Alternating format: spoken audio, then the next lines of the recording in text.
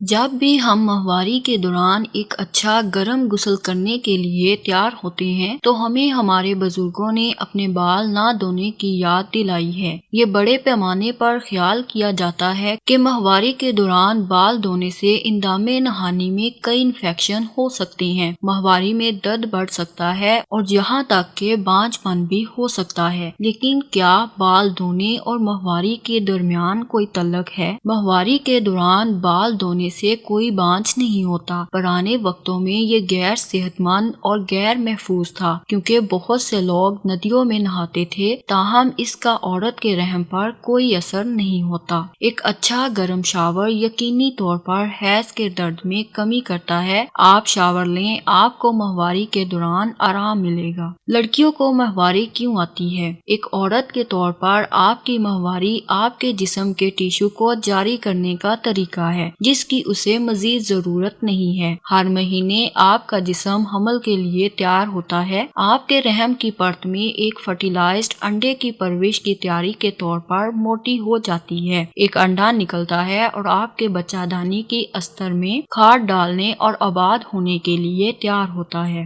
کیا 2 دن کی ماہواری معمول ہے؟ زیادہ تر لوگوں کو 3 سے 5 دن تک خون آتا ہے، لیکن صرف 2 دن سے 7 دن تک کا دورانیہ اب بھی نارمل سمجھا جاتا ہے۔ ماہواری کا پہلا دن اتنا تکلیف دہ کیوں ہوتا ہے؟ پروسٹاگلینڈنز بچہ دانی کے پٹھوں اور خون کی نالیوں کے سکڑنے کا سبب بنتے ہیں۔ ماہواری کے پہلے دن پروسٹاگلینڈنز کی سطح زیادہ ہوتی ہے، یہاں تک کہ خون جاری رہتا ہے اور بچہ دانی کی پٹ بہہ جاتی ہے، سطح نیچے جاتی ہے۔ یہی وجہ ہے کہ ماہواری کے پہلے چند دنوں کے بعد درد کم ہو جاتا ہے۔ اپنی ماں کو کیسے بتائیں کہ آپ کو ماہواری ہو گئی ہے؟ اسے لکھ دیں۔ اگر آپ کے لیے آمنے سامنے بات چیت کرنا مشکل ہے تو اپنی ماں کو ایک نوٹ چھوڑ دیں، یہاں صرف وہ اسے تلاش کر سکیں۔ ماہواری میں بہت زیادہ پانی پینے سے کیا ہوتا ہے؟ ہائیڈریٹ رہیں۔ اگر آپ کا پانی ایک دن میں 8 گلاس سے کم ہے تو اپنی مدت کے دوران اپنے آپ کو فروغ دیں۔ اس سے آپ کو کم درد اور کمر کے درد سے نجات میں مدد ملے گی۔ یہ آپ کے پیریڈ سائیکل کو مزید تیزی سے آگے بڑھانے میں بھی مدد کر سکتا ہے۔ پانی پینا خون کو گاڑھا ہونے سے روکنے میں مدد کرتا ہے۔